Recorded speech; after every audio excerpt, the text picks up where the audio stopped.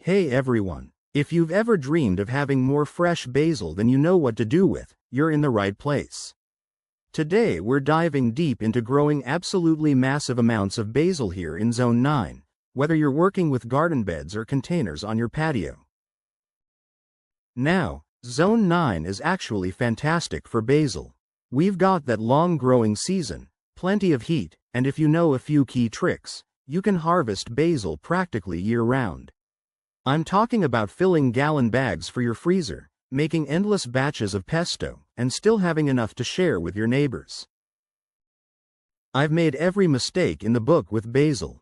Plants that bolted too early, containers that dried out in our brutal afternoon sun, and seedlings that just never seemed to take off. But I've figured out what actually works, and that's exactly what I'm going to share with you today. Whether you're a complete beginner or you've tried growing basil before with mixed results, this video will walk you through everything you need to know. We'll cover timing, variety selection, soil preparation, watering strategies, and those crucial pruning techniques that make the difference between a scraggly plant and a bushy powerhouse that just keeps producing. So grab a notebook if you want to take some notes, and let's turn you into a basil growing expert. Timing and variety selection.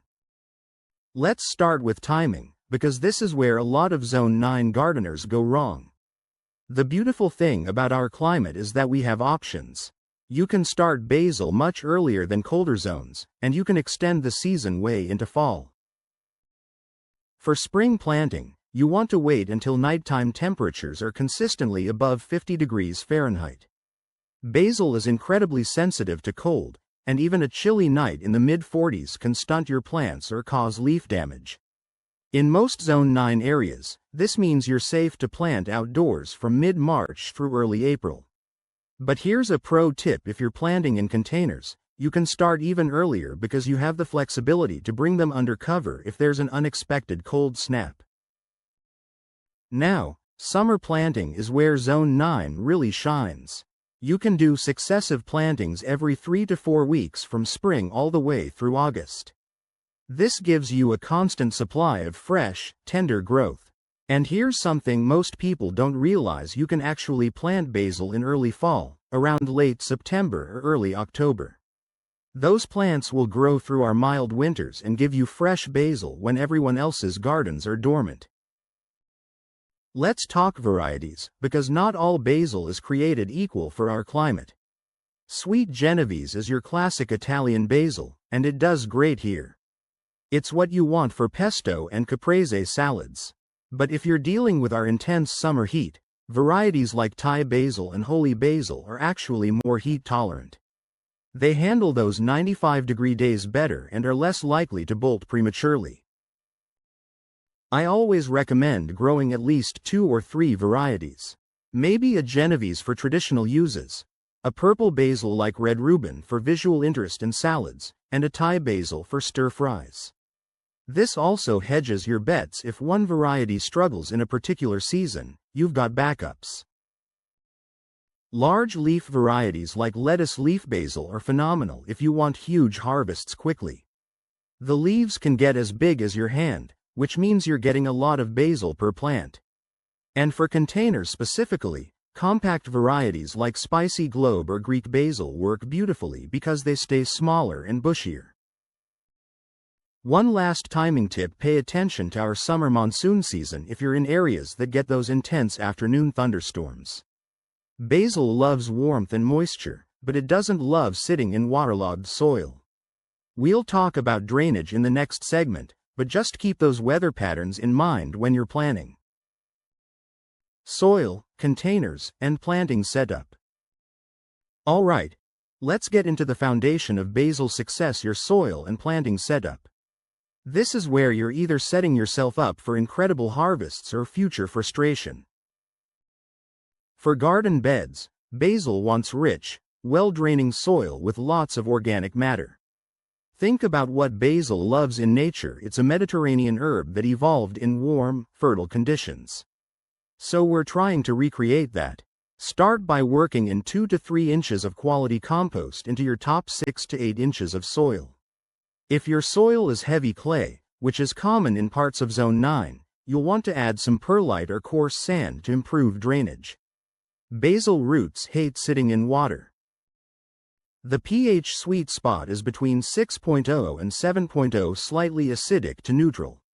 Most Zone 9 soils naturally fall somewhere in this range, but if you've never tested your soil, it's worth doing. You can grab a simple test kit from any garden center for under $20. Now, spacing matters more than people think. In the garden, give each basil plant at least 12 to 18 inches of space. I know it's tempting to pack them in, but crowded plants have poor air circulation, which invites fungal problems in our humid conditions. Plus, properly spaced plants develop into those big, bushy specimens we're after. For containers, this is where things get really fun because you have total control. Size matters. Go with at least a 5-gallon pot for a single basil plant if you want serious production.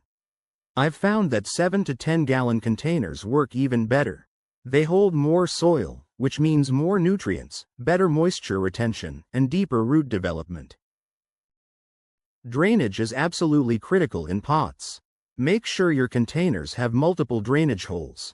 If you're using those decorative pots without holes, drill some yourself or use them as outer cache pots with a plastic nursery pot inside.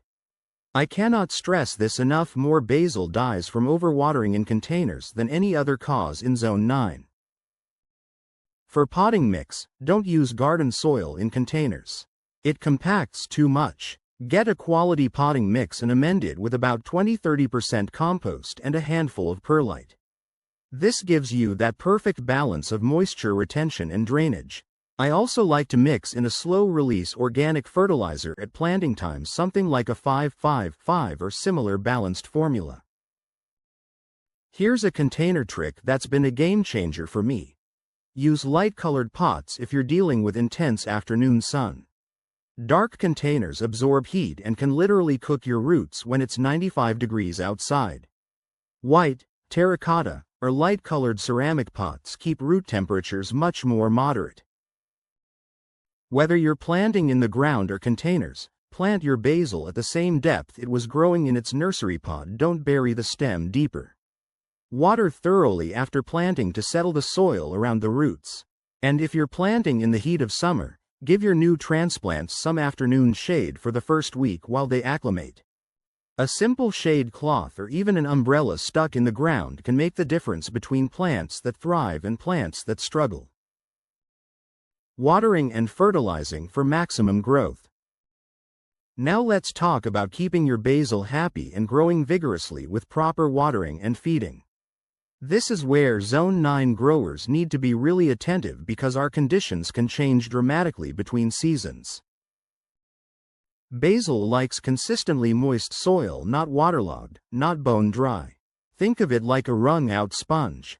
In the spring, when temperatures are mild, you might only need to water every 2 to 3 days. But come summer, when it's hitting the 90s, especially for container plants, you could be watering once or even twice daily. The finger test is your best friend. Stick your finger 2 inches into the soil. If it feels dry at that depth, it's time to water. For containers, another good indicator is lift your pot when it's freshly watered so you know how heavy it should feel, then check it daily. When it feels significantly lighter, water it. Always water at the base of the plant, not overhead. Basil is susceptible to fungal diseases, and wet foliage in our humid Zone 9 summers is asking for trouble. Early morning is the ideal watering time because it gives any moisture on the leaves time to evaporate during the day. For in-ground beds, drip irrigation or soaker hoses are fantastic because they deliver water right to the root zone. If you're hand watering, use a wand or watering can and really soak the soil deeply. Shallow watering encourages shallow roots, and shallow roots struggle during hot spells. Container plants need special attention because they dry out faster, but they're also more prone to overwatering. Make sure you're seeing water run out those drainage holes when you water, but don't let pots sit in saucers full of water for extended periods. In our intense summer heat, I'll often give container basil a deep watering in the morning and then a lighter top-up in the late afternoon if they're looking stressed. Now for feeding. Basil is a heavy feeder. It's growing fast and you're harvesting regularly, so it needs nutrients to keep producing. That slow-release fertilizer we mixed in at planting is a great start, but during active growth, supplement with a liquid fertilizer every 2 to 3 weeks. I prefer fish emulsion or a balanced organic liquid fertilizer. Mix it according to package directions and apply it to moist soil. Never fertilize dry plants. Some growers like to use a diluted fertilizer with every watering, and that works too. The key is consistency. Watch your plants for signs they need food. If the lower leaves are turning yellow and it's not from overwatering or a pest issue, that's often a nitrogen deficiency. If growth seems slow and leaves look pale, it's time to feed. One thing to watch out for: don't over-fertilize. Too much nitrogen creates lush, soft growth that's more susceptible to pests and diseases. It can also affect flavor, making leaves taste less aromatic. You want healthy, steady growth, not explosive growth. Pruning and harvesting techniques for continuous production. This is the section that will absolutely transform your basil growing. Proper pruning and harvesting isn't just about collecting leaves, it's about training your plant to become a productive powerhouse.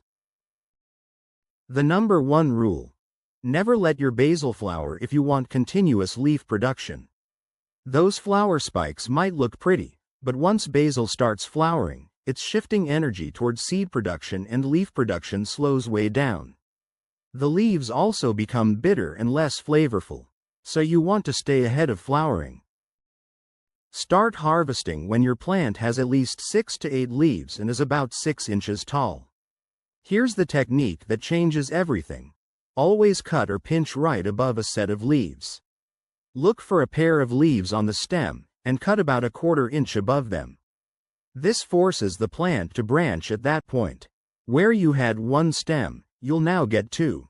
Do this consistently, and your plant becomes bushier and bushier instead of tall and leggy. Never just pluck individual leaves randomly from the plant. Always harvest from the top, taking the growing tips. This might seem counterintuitive because those top leaves are the most tender and delicious, but it's exactly what the plant needs to bush out. When you're harvesting, take at least 2 to 3 inches of stem growth, not just the leaves. I know it feels like you're cutting off too much, but trust me on this. Those cuts stimulate branching, and within a week or 2, you'll have multiple new growth points where you had 1. Do a major pruning session every couple of weeks during active growth. Take up to 1/3 of the plant's height if it's getting leggy. This seems drastic, but basil responds incredibly well to aggressive pruning. It's almost impossible to over-prune basil during the growing season. Pay special attention to the very top of each stem. That's where flower buds will first appear. Check your plants every few days and pinch those flower buds off immediately. Sometimes in the heat of Zone 9 summers, basil really wants to bolt. Stay vigilant.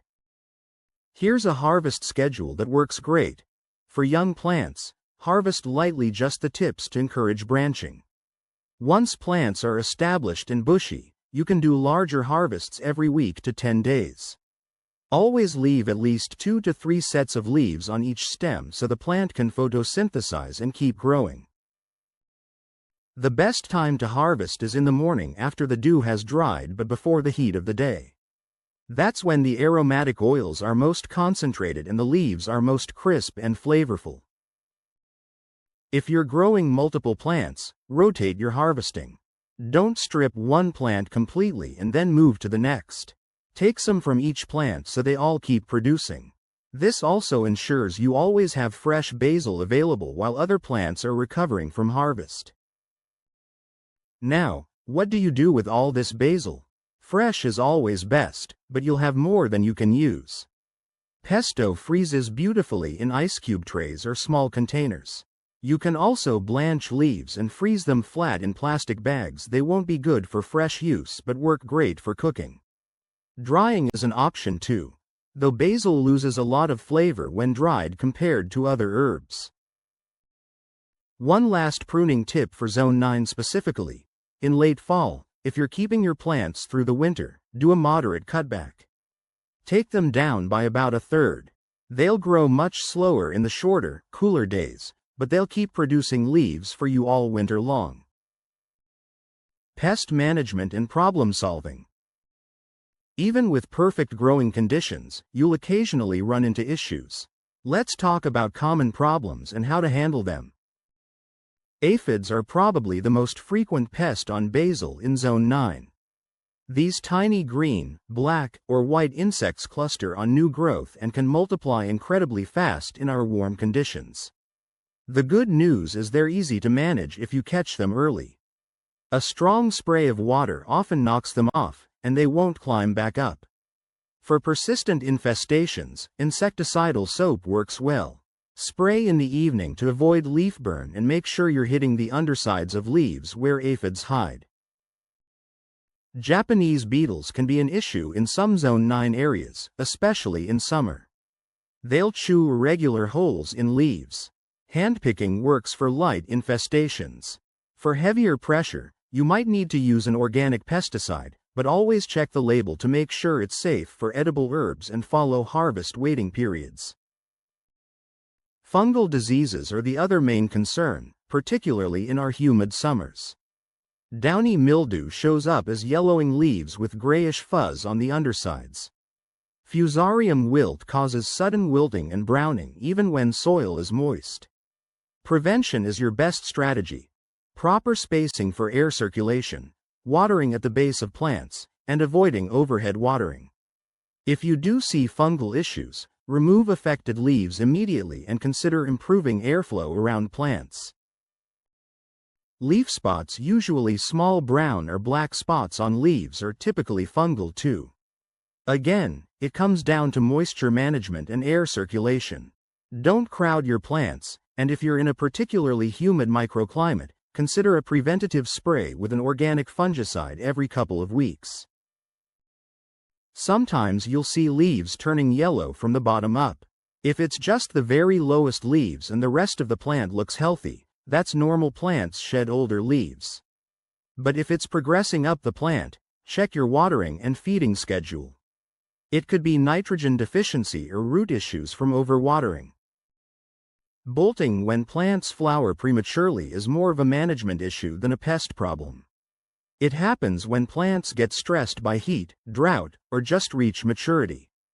The solution is consistent pruning and keeping plants well watered during hot spells. Some varieties are more bolt resistant than others, which is why variety selection matters. If your basil just isn't growing vigorously, check these things. Is it getting at least 6 hours of sun? Is the soil draining properly?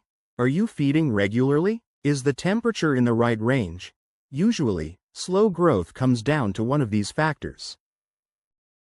Wrapping it all up.